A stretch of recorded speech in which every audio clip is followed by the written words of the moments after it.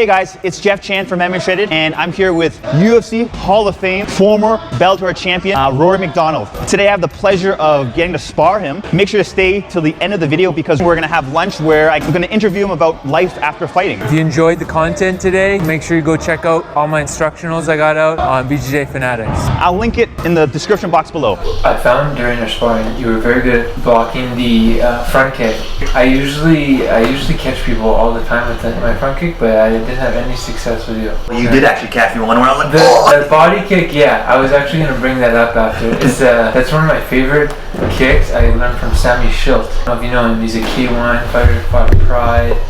Super long fighter. I think he knocked out a better Hari with a liver kick. So it's basically a toe stab to your liver. Okay, whatever, single leg. I didn't even want to try to mess with you on the ground. Nice entry on the single. I felt the weight of your legs and I'm like, there's no way. No way. You just gotta keep the your momentum going. So you entered and you stopped. That was it. I felt it like I wanted to poo there. Oh yeah. Right in the intestines. Yeah. And it was such a light shot too. Yeah. It's sneaky. He basically just like tried to bring his hands up high with like a punch, and as he's circling, it's almost like a front kick but on an angle. You almost got me with that low sweep. That little foot strip. Yeah. So there I'm threatening the level changes. Go back up to the head, bring up your hands high, so your elbows come up, your hips are straight, and I was able to get into And that was like a knee tap? I was going for the double, but because you got the underhook, I was able to come like a high sweep over your head and holding behind your knee. So I had that leg trapped, and I brought your center of gravity backward over the. That was just like a shift. So I shifted my stance, came in with the overhand, kind of a bit of a disguise. You got a fast jab. Did you learn how to jab from like training with GSP a lot? Or? Yeah, George and Faraz were pretty instrumental in my jab development. I've always kind of had a naturally good jab just because of my length, but working with Faraz, these guys have like really like changed my level. I have so many different options with my jab. Short jabs, strong jabs, fast, counter jabs, defensive jabs. I actually have a jab course on BJJ Fanatics. There you go. So plug. If you want to check out the link down in the... George and Faraz were very instrumental in like, just developing different ideas. Because when I first had come to TriStar, it was always like coming forward. It opened up my mind to a wider range of how to implement it.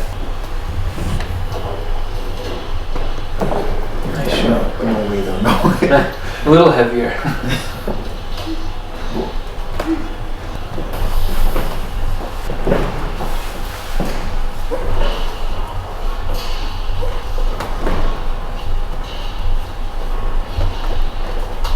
Nice spinning back foot. I had to time it just to get the footwork the other way. It's close. The GSP catch kick.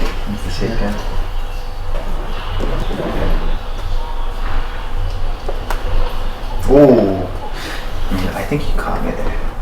It was close, not that effective. What I like to do is have a collision. I got BJJ Panthers, Tyron Woodley, Jake Ellenberger, scrappy punchers. I always have a lot of success using elbows, where you're going to want to trap him to overcommit on a punch. So you're managing the distance, making him come forward. When he overcommits to try to eat up that space, you step in at the same time. This one was a little bit off timing, where I kind of like did it after your step. There was no collision. Again, it was the level changes, made you think high, low, made you second guess. So when I went to the leg, you brought your hips back and opened me up for that spinning elbow. Here, just bringing your hips in a little more would have prevented that. So there, I don't know if you caught it. See how I stepped on your foot? I remember you stepped on my foot. Now I ate up that space. You went go for the leg kick, and then I was able to land that left straight. It's a sneaky way to land that cross punch on an opposite stance. Step on the foot. I'm gonna try that. Yeah, and it works a lot when they're on their back foot. It traps them in place. They're like, why am I not being able to move? And then you also have that angle to hit the cross. High kicks come fast. Yeah, that's one of my favorite things. My strongest kicks are just like the straight head kick. Speed, timing, some setups I have. It's one of my instructionals I'm working on now.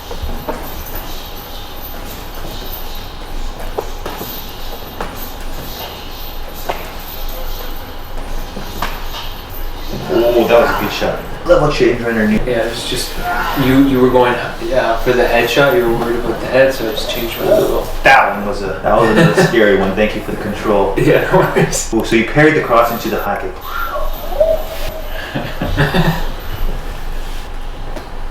Do you have to stretch much to maintain that flexibility? I have a lot of natural flexibility, like with my groin and stuff, my hips, depending on the day. Did you stretch when you were younger? Yes, but now just as like not being a professional fighter anymore, I don't maintain it as much as I should. But yeah, it definitely helps. So that we just clinch on the break, spinning elbow, another shift.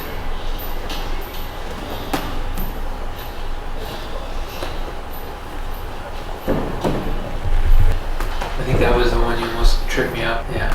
At least you had my back exposed there.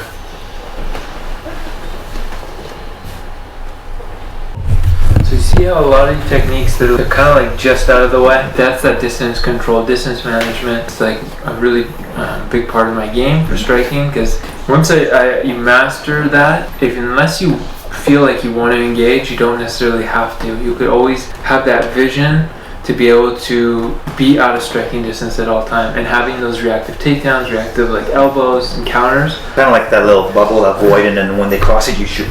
Yeah, if you want to stay out of the striking element, if you're not comfortable with like a more advanced striker, distance control and management with a few different counter setups like save you, make you more confident standing with like a better striker than you. What was the strategy over here? Act up on purpose. Just practice.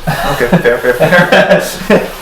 Sometimes you get in these positions where it's like you're up against the fence, so it's like I'm practicing blocking and countering. So making you hit first and then come in. What would you say I need to do to be better? Feints. I felt like that was one thing that was missing. You have really fast leg kicks. Even just like hip switching, turning your shoulder, I don't know if you would call it like the dead space. We're just kind of feeling each other out. More of that, I think you'll have more success.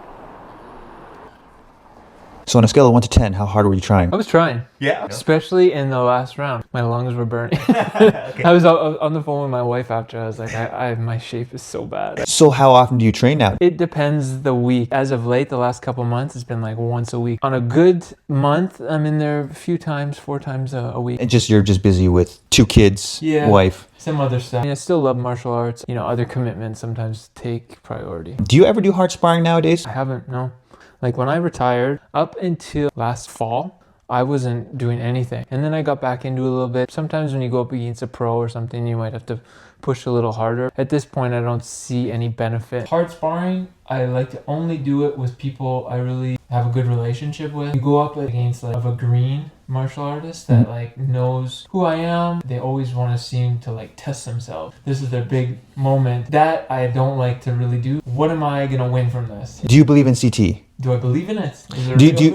Do you worry about it? Do you think fighters or martial artists should be more aware of it? It's definitely legitimate. There's a lot of fighters that you see, they have a very slurred speech. And even myself, at one point when I was probably going through my more like rough and tough years, like I could feel like there was something like maybe some damage going on there.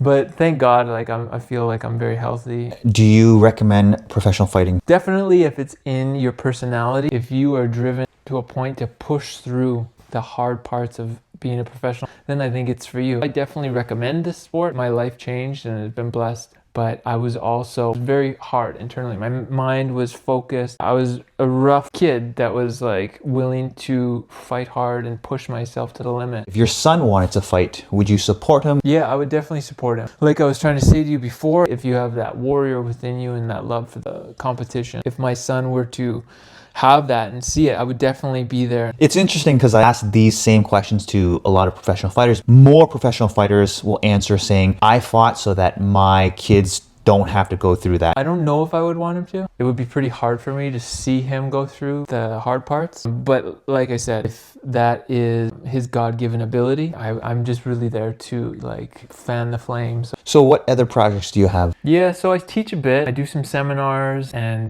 doing my instructionals, like I said. Have some rental properties. Most of my time is dedicated into day trading. So I went to school, a lot like fighting actually. It's like you're never really perfected it. It's an art that you constantly need a skill development in that stage. That's pretty much what I'm up to. I'm such a huge fan, so I really appreciate your time. Yeah, it's been a pleasure.